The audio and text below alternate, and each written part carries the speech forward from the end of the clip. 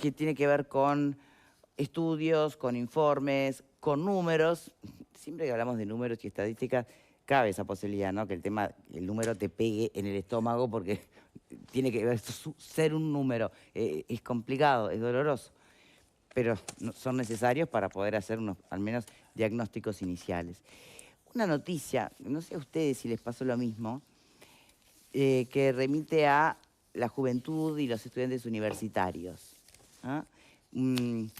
También interesante ver por qué se elige este grupo objetivo de estudiantes universitarios y se les compara con universitarios y los que no están yendo a la universidad. Los diarios manejan titulares como la mitad de los estudiantes de la Universidad de la República alguna vez consumió marihuana. ¿Sorprende? No. Hay muchos datos que tienen que ver con el alcohol, con la marihuana, pero hay otro que habla de tranquilizantes y opioides. Y que especialmente habla de las mujeres estudiantes. Y que habla de un altísimo porcentaje de automedicación. A mí, no sé si comparten o no, pero eso fue más sorpresa que otra cosa, que otros datos que por ahí están por ahí y que ya tenemos casi que hasta naturalizados. Repasemos la crónica de Telemundo.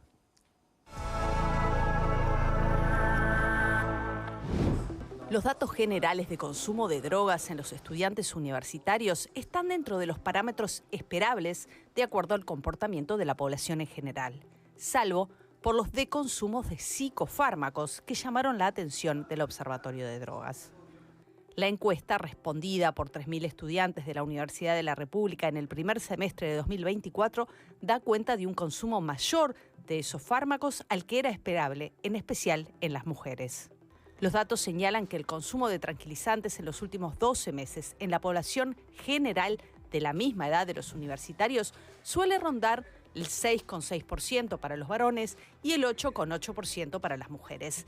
Pero en la población universitaria, si bien el dato es similar para los varones, 6,7%, casi se duplica en las mujeres, con 15,9%. Algo similar ocurre con los antidepresivos, 4% en varones y 5,8% en mujeres no universitarios, y 5,7% en varones y 12,3% en mujeres que estudian en la universidad.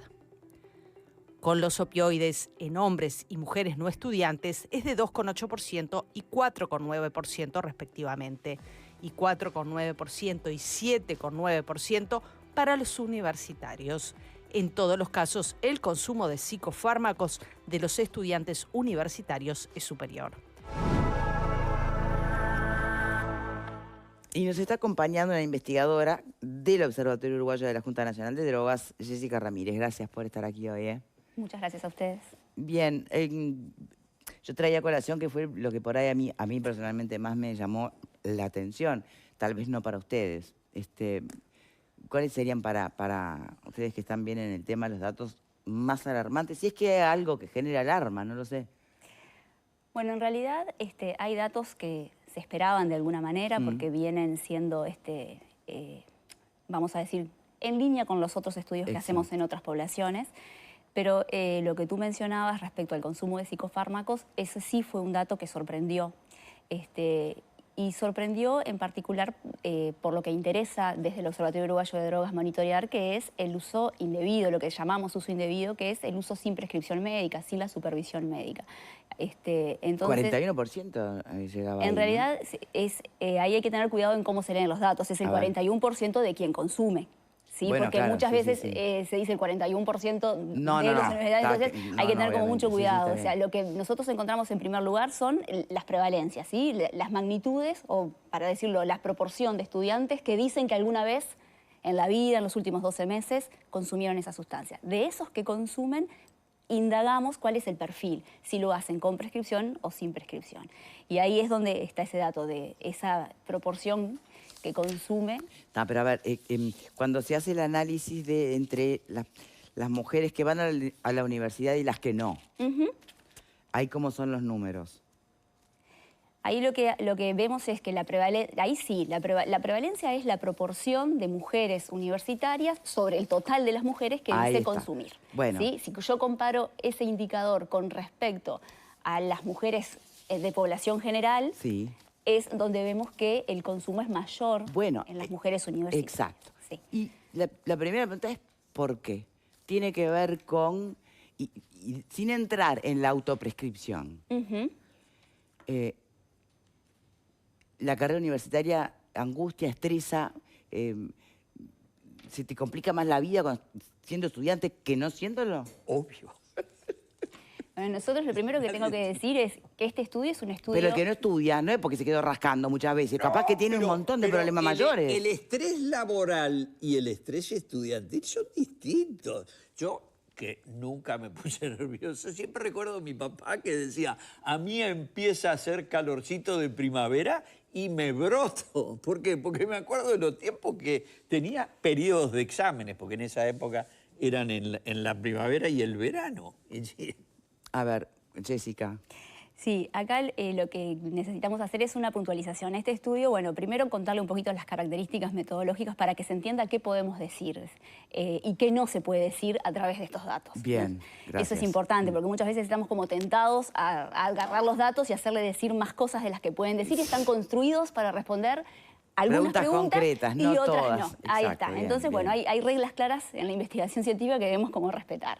Nosotros hacemos una investigación, una encuesta autoadministrada a todos los estudiantes universitarios, a una muestra representativa de todos los estudiantes universitarios y preguntamos por datos, en este caso, objetivos. ¿Consumió en determinado tiempo tal cosa, aunque sea una vez? Ahora, lo que vemos ahí son estos datos que surgen y es vamos a decir, es la puesta en escena de esto por primera vez, que vemos que hay un mayor consumo en este tipo de población que en población universitaria. Y ahí empiezan a surgir otro conjunto de interrogantes, como estas que tú decías, ¿por qué? Sí. ¿Qué les pasa? ¿Por qué en los universitarios es...? Y bueno, y ahí entramos en el campo primero de hipótesis y de nuevas preguntas para estudios que tengan otras características donde podamos profundizar en las motivaciones, los por qué, el cómo, en qué contexto. Pero no es en este estudio que con estos datos no podemos responder eso. Solo nos queda la posibilidad de más preguntas. Exactamente. Está bien. Pero, bueno, ¿podemos ensayar hipótesis? Tal vez usted no quiere hacerlo, Jessica, pero capaz que los panelistas ensayan alguna. Vos ya tiraste una. Vos ya dijiste mucho más estresante estudiar que trabajar. Manejar el estudio, ¿no? claro, Bueno, porque pues, tenés que pero- estudiar y trabajar. Por eso. No idealices el tema de que, solo los estudiantes se estresan. El laburante no se estresa nunca, Eso pará. está claro que sí, lo que pasa es que muchas veces el estudio convive con el trabajo. Y aparte, cuando Exacto. uno hace una carrera Y universitaria, los nenes. convive con la culpa y con eso de que siempre tendría que estar estudiando en vez de hacer otra cosa. Y compatibilizando capaz las cuestiones Bueno, por eso, reproductivas, ¿no? Las justamente, tareas y también en eso el afecta- hogar, porque son como varias. Bueno, hoy en Eso día cada vez se afecta tiene... No nos peleemos con las estadísticas. Hay una que indica que cada vez las mujeres tenemos hijos más veces. Más tarde. Más Está bien, tarde, gracias. pero que eso- O sea que tampoco podemos usar eso como excusa hoy, explicación. No, bueno, pero tampoco hoy la carrera universitaria es de los 18 a los 22, incluso se alarga más en el tiempo. Y Ta, muchas pero- veces se alarga y para mí le afecta más a las mujeres porque tienen que convivir con esos cuidados. Porque, a ver, no es menor que sea que consuman más que los hombres. Yo creo que es porque muchas veces a la mujer se le exige más y tiene menos tiempo para su carrera universitaria. Pese a ello, a veces tiene mejores resultados y tiene naturalmente que quedarse muchas Sí. veces con los cuidados Está intrahogar. bien, sí, las tareas no todo eso que remuneradas. decís es absolutamente cierto. Ahora, ¿estás imaginando con esto que entonces las mujeres que no están haciendo la carrera universitaria están holgadamente tranquilas? No. Seguramente si no están estudiando, por supuesto que habrá las que estén tranquilitas recostadas, pero la gran mayoría que no estudia, que no va a la universidad, seguramente sea porque tuvieron que salir a trabajar antes. Totalmente. Porque tienen un montón de apremios de otra naturaleza. Absolutamente. O sea, si vos elegís una ruta de vida, yo no sé si hay, si opcional, por opción libre. Bueno, ¿hasta dónde elegís? vos- Ese es el problema. Claro, ¿viste? Entonces, que se descarte que no hacer la carrera universitaria no genere angustia, estrés y ansiedad y depresión, yo qué sé, no sé. Es como... un dato interesante en ese sentido que cuando hacemos estudios en población general, que se hacen en este país desde el 2001, Sí. también siempre el consumo de psicofármacos es mayor en las mujeres que en los Sí, sí, varones. en general. En general. Claro. ¿Alguna teoría? Yo teoría, no sé, porque no sé si tengo, pero capaz que como con Connie capaz que en esta coincido, ¿no? somos generaciones un poco diferentes. A mí me tocó trabajar, estudiar trabajando, mantener a mi madre. No sé si tuve estrés en aquella época, sé que nunca tomé nada. Sangre a vos en las No venas sé, lo que pasa. pero es un poco lo planteo como una... A mí esta visión de mí a mí me condiciona, ¿no? Entonces, no entiendo por qué pasan estas cosas, pero sé que pasan porque lo veo por todos lados. Pero el estudio dice que la primera droga es el alcohol, ¿no? Sí. La segunda, el tabaco. Tercero, la marihuana. Cuarto... Cocaína. No me acuerdo. No. Cuarto aparecen los psicofármacos. Cuarto aparecen los psicofármacos. Sí. Y de ahí después va por la cocaína también, terminan los opioides y otra cosa más, ¿no? Y felizmente no hay pastabaceros en la Cero, universidad. no. Muy buen Pero por el resultado. nivel, pero probablemente porque tienen un nivel económico un poco Pero más alto claro, que logra, tiene que ver que logra con llegar eso, ahí. obvio. Eso, bueno, sacar alcohol y el tabaco, dos drogas que se venden Más social. Legalmente. sin ningún tipo de problema, con toda la propaganda adecuada, Legalmente. para que todo el mundo pueda consumirla, ¿no? Bueno, la marihuana también ahora. El resto son drogas que, bueno, psicofármacos tenés que consumirlo con receta. Controlados. Sí. Y son drogas las demás que pues, son drogas del mercado ilegal, por decirlo de alguna manera, ¿no? Ahora, el problema es que eso no está en el estudio que ustedes hicieron, pero posteriormente a esto, ¿cuántos quedan enganchados en el circuito del alcoholismo o del tabaco? Con el tabaco, el alcoholismo, el tabaco, la marihuana, el consumo exagerado, todas esas cosas. ¿Cuántos quedan enganchados en esto? Si es que hay una idea, porque después son profesionales o supuestamente van a llegar a ser profesionales en algún momento porque están estudiando para eso, ¿no? Sí, en el estudio sí hay datos al respecto. ¿En el estudio está? No lo vi Claro, eso. sí, Ah. porque una de las cosas que se necesita como discriminar tiene que ver con esto de discriminar lo que es el consumo, diferenciar el consumo del consumo que es problemático, aquel consumo que implica algún tipo de riesgo, de perjuicio, de daño físico, mental o al ambiente donde... No lo registré. Entonces, repetieron.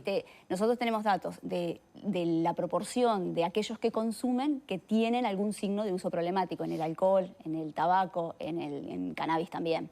Sí, por ejemplo, en alcohol lo que se encuentra es, bueno, había 8 de cada 10 dijeron que consumieron en el último año, ¿sí? De esa gente, de los que consumieron, el 12% muestra algún signo de uso problemático. ¿Cómo se mide estos signos? Decimos así porque no es una entrevista clínica, sino que es una encuesta con 10 indicadores, un test para medir los trastornos debidos al consumo de alcohol de la OMS. Se aplica y ahí es como un screening donde se puede identificar si la persona tiene algún signo de uso perjudicial, de riesgo o incluso dependencia.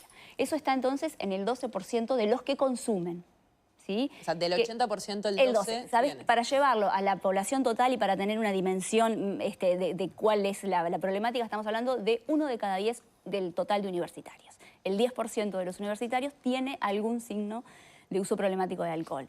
Y estos son datos interesantes porque habilitan, ponen en agenda de alguna manera la necesidad de tener algún tipo de intervención en algún espacio universitario o no universitario, específicamente en la universidad, porque bueno, es donde ellos transitan cotidianamente, exactamente. Bien, tenemos que hacer una pausa, Jessica. Como decíamos, todo esto dio información, pero generó un montón de otras preguntas. Después de la pausa continuamos, ¿sí? Les recuerdo que para mantener el césped y las plantas de tu jardín, el riego es fundamental. Instalar un riego automático